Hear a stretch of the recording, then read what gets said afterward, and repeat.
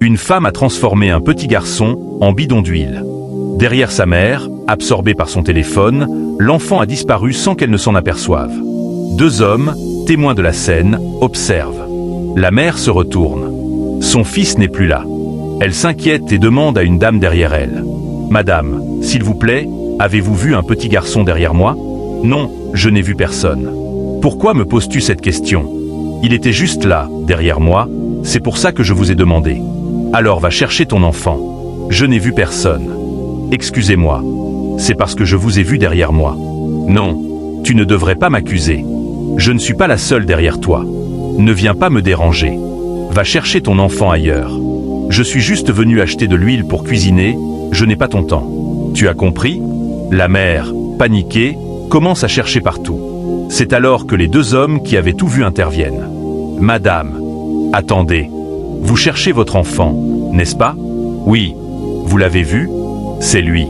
C'est ce bidon d'huile que vous tenez dans la main. Quoi ? Mais vous êtes fou. Comment peut-on transformer un enfant en huile ? Tiens, regarde bien. C'est ton enfant. Vas-y, prends. C'est ton fils. Non, non, ce n'est pas possible. Toi qui regardes cette vidéo, tu vois où peut mener l'ignorance ? Les hommes insistent. Arrête ton cinéma, madame. Ce bidon d'huile dans ta main, c'est ton enfant. La mère, bouleversée. Non, ce n'est pas vrai.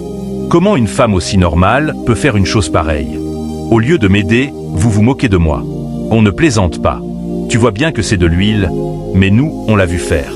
Elle a transformé ton enfant, juste là, derrière toi. La femme essaie de s'enfuir. Reviens ici. Tu ne peux pas partir comme ça. Mais je ne vous ai rien fait. Pourquoi vous me retenez comme ça ? Laissez-moi partir. La mère intervient. Laissez cette pauvre femme tranquille. Elle n'a rien fait. Elle tient juste un bidon d'huile. Voilà. Tout ça, c'est à cause de vous. Si vous ne m'aviez pas arrêté, il ne se serait rien passé.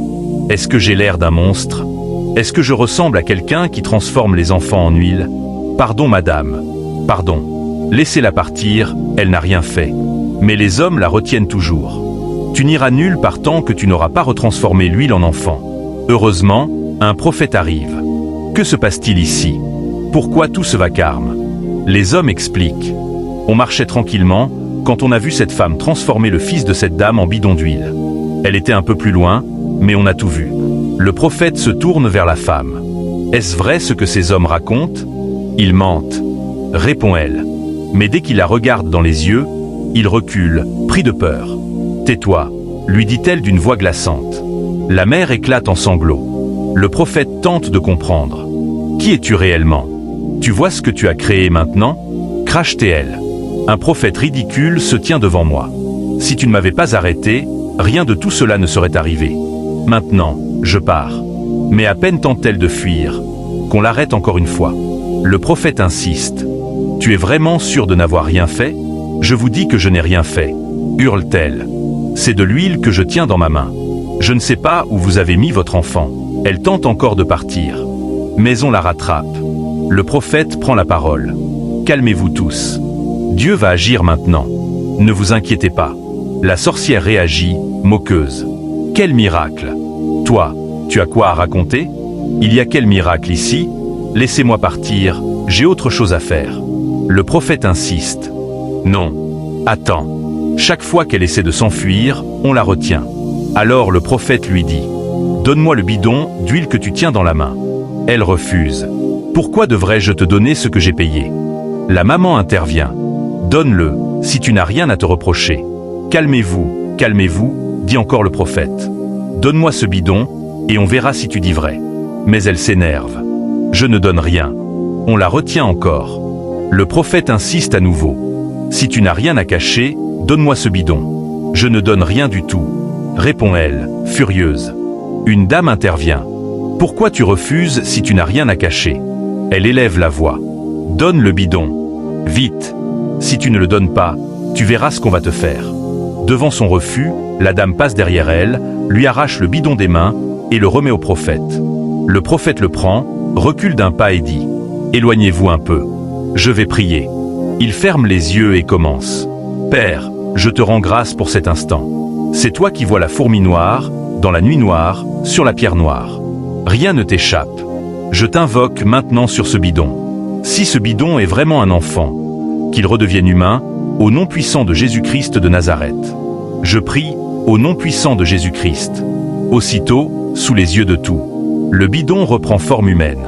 La foule est sous le choc. La sorcière tente de s'enfuir, mais les deux hommes la rattrapent. Tu n'iras nulle part, sorcière. Aujourd'hui, tu as été démasquée. C'est ça que tu fais toujours. Tu vois, quand on te disait que c'était ton enfant, tu ne nous croyais pas. Voilà. La mère, bouleversée, serre son enfant dans ses bras. Mon Dieu, merci. L'un des hommes dit, aujourd'hui, tu vas être puni. On ne te laissera pas partir. La sorcière éclate en sanglots. Pardonnez-moi. Ce n'est pas ma faute. J'avais besoin de cet enfant pour un sacrifice humain. C'était pour avoir une promotion et beaucoup d'argent. Je suis entré dans une secte qui exige ça. Je vous en supplie, priez pour moi, pour que je sois délivré de cette emprise du diable. Quelqu'un lui répond, c'est pour ça que tu as transformé l'enfant d'autrui? Et pourquoi pas tes propres enfants? Pardonnez-moi, je vous en prie. Je ne recommencerai plus. C'est pour ça qu'on donne parfois des biscuits aux enfants dans la rue.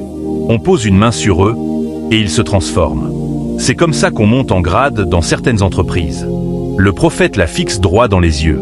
Pourquoi as-tu fait ça, femme? Tu ne vois pas où ça t'a mené? Un autre s'exclame. Donc les enfants ne peuvent même plus marcher seuls dans la rue. Maintenant, à toi qui regardes cette vidéo, prends soin de ton enfant. Le dehors est risqué. Quand vous marchez ensemble, garde toujours les yeux sur lui. Que Dieu les protège. Tape « Amen » en commentaire si tu crois que Dieu est capable de les garder. Il y a beaucoup de personnes comme cette femme dans le monde. Mais par la grâce de Dieu, elle a été démasquée. Et Dieu mettra aussi la main sur les autres. Cette dame mérite d'être punie par la loi, dit l'un des hommes. Le prophète répond simplement, amenez-la où vous voulez. Que Dieu soit avec vous. Aujourd'hui, ce n'est pas juste une histoire. C'est un appel à la vigilance. Nos enfants sont notre avenir. Une seconde d'inattention peut suffire à les perdre, ou pire. Ne laisse pas ton téléphone détourner ton regard. Ne dis pas « ça ne peut pas m'arriver ». Sois présent, sois attentif, et que Dieu te donne la sagesse de protéger ceux que tu aimes. Abonne-toi pour d'autres histoires vraies et percutantes. Et surtout, reste éveillé car le danger rôde parfois là où on ne l'attend pas.